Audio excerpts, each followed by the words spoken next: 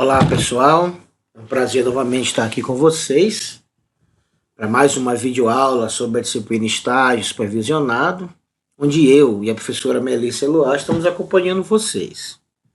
Assim como na unidade 2, aqui na unidade 3 vamos falar sobre os elementos teórico-metodológicos de organização do processo ensino-aprendizagem em sala de aula. O ensino de ciências no ensino fundamental. Com relação à proposta pedagógica, quando é isso na concepção do ensino, a área de ciência da natureza envolve a perspectiva de uma formação para a cidadania e autonomia, buscando, é claro, contribuir para a construção de conceitos, postura diante do mundo e da realidade, bem como o favorecimento à compreensão de processos sociais, científicos, culturais e ambientais. Os BNCCs, que são a Base Nacional Comum Curricular, é um documento normativo que define o conjunto orgânico progressivo das aprendizagens essenciais e vai indicar os conhecimentos e as competências que se espera de todos os estudantes, desenvolvam ao longo da sua escolaridade. Então é o documento norteador. Lá estão as competências gerais da educação básica. A gente vai falar um pouco mais sobre isso daqui a pouco. Com relação ao ensino de ciência, ele tem que estar pautado no conhecimento científico. Isso quer dizer o quê? Uma investigação da natureza. Além da investigação, a gente precisa interpretar esses dados da investigação. E os elementos fundamentais devem estar inseridos, como tempo, espaço, matéria, movimento, força, campo, energia e vida. Bom, o ensino de ciências no ensino fundamental, nós temos alguns pilares que estão lá na Base Nacional Comum do MEC, onde o processo investigativo deve ser entendido como um elemento central na formação dos estudantes, em um sentido mais amplo e cujo desenvolvimento deve estar atrelado às situações didáticas planejadas ao longo de toda a educação básica e de modo a possibilitar aos alunos revisitar de forma reflexiva seus conhecimentos e sua compreensão acerca do mundo em que vivem. É isso?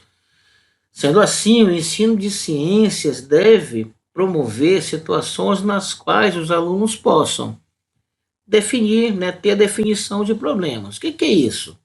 Observar o mundo à sua volta e fazer perguntas, analisar demandas, delinear problemas e planejar investigações, além de propor hipóteses. Com relação ao levantamento, análise e representação,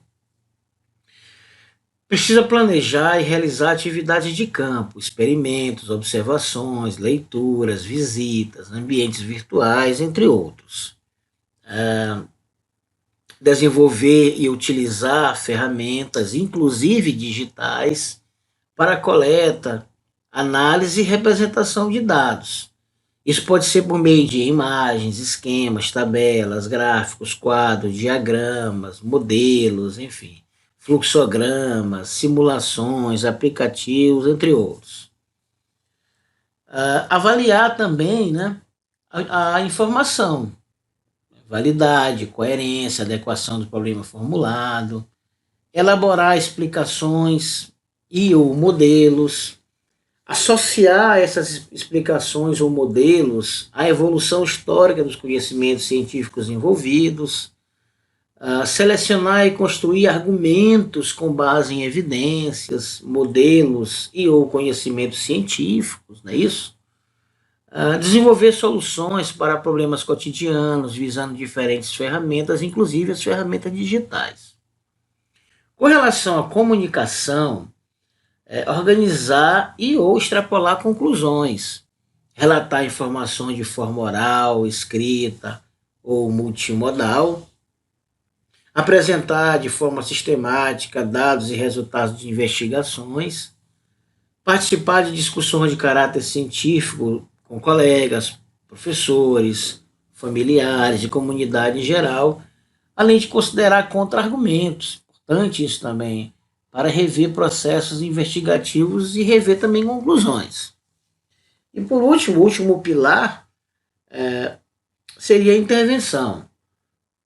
Implementar soluções e avaliar sua eficácia para resolver problemas do cotidiano, desenvolver ações de intervenção para melhorar a qualidade de vida individual e coletiva e socioambiental.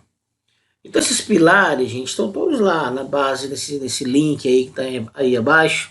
Vocês vão encontrar, né, detalhadamente em que está pautado esses 4 pilares do ensino de ciências lá no ensino fundamental. Bom, com relação aos conteúdos, a gente tem aí do primeiro ano do ensino fundamental até o 9º ano, a gente tem as unidades temáticas, que elas não vão mudar, vão ser sempre esses temas norteadores: matéria, energia, vida, evolução, terra e universo. Mas o que vai mudar? Os objetos do conhecimento e as habilidades a serem desenvolvidas. Eu peguei aqui um exemplo do primeiro ano e peguei os extremos, primeiro e o 9º ano. Então vocês vão estagiar provavelmente numa dessas séries e as séries que vocês forem escolher para fazer o seu estágio, vocês vão ter que saber quais são as unidades temáticas, além dos objetos de conhecimento e as habilidades a serem desenvolvidas. Os conteúdos vão ter que englobar, né, essa sistematização que estão lá nos BNCCs, ok? Por exemplo, aqui no primeiro ano, matéria e energia como unidade temática. Quais são os objetos do conhecimento? As características dos materiais. Quais são as habilidades a serem desenvolvidas? Comparar características de diferentes materiais presentes em objetos do uso cotidiano, discutindo sua origem, os modos como são descartados e como pode ser utilizado de forma mais consciente. A outra unidade temática é vida e evolução, corpo humano, respeito à diversidade. Qual é a habilidade a ser desenvolvida? Localizar, nomear e representar graficamente por meio de desenhos parte do corpo humano, explicar suas funções. E com relação à unidade temática Terra e Universo, o objeto do conhecimento seriam as escalas de tempo. Identificar e nomear diferentes escalas de tempo, os períodos diário, manhã, tarde e noite, associação de dias, semanas, meses e anos. E ainda selecionar exemplos de como a sucessão de dias e noites orienta o ritmo de atividades diárias dos seres humanos e de outros seres vivos. Então, os conteúdos, né, do primeiro ano do ensino de ciências levam em consideração esses objetos do conhecimento e essas habilidades a serem desenvolvidas. Lá no 9º ano, vendo, como eu falei para vocês, as unidades temáticas continuam as mesmas, né? Matéria, energia, vida, evolução, terra e universo.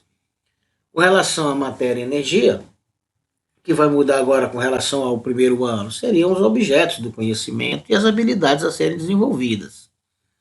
Então, com relação à matéria e energia, os objetos do conhecimento são os aspectos quantitativos das transformações químicas, estrutura da matéria, as radiações e suas aplicações na saúde. E quais são as habilidades a serem desenvolvidas? Eu elenquei 2, tem bem mais, né? Vocês podem pegar o documento completo lá na Base Nacional Comum, no site do MEC, aquele link que eu falei anteriormente. Então, seria uma das habilidades investigar as mudanças de estado físico da matéria, explicar essas transformações com base no modelo de constituição submicroscópica, né? Eu trabalhei esse conteúdo com vocês, né? Matéria e energia, lá na disciplina Química Geral 1. Uma outra habilidade seria comparar as quantidades de reagentes e produtos envolvidos em transformações químicas, estabelecendo a proporção entre as suas massas. Então, aqui vocês vão entrar na lei de Lavoisier, a lei de conservação da massa, a lei de Proust, lei de Dalton. Então, esses conteúdos que vão ser os conteúdos norteadores para desenvolver essas habilidades aqui, certo? O mesmo vale para a vida e evolução e para a questão da unidade temática Terra e Universo, ok? Bom, com relação à orientação didática, a professora Melissa, na unidade 2, mostrou como é que vocês devem preparar o plano de aula. Ele deve estar lá inserido a questão dos recursos didáticos que vão ser utilizados, quais são os conteúdos que vão ser abordados, como é que vai ser a avaliação, não é isso? A professora Merícia já explanou isso aí para vocês na unidade 2. É importante vocês terem a otimização do tempo de aula, né?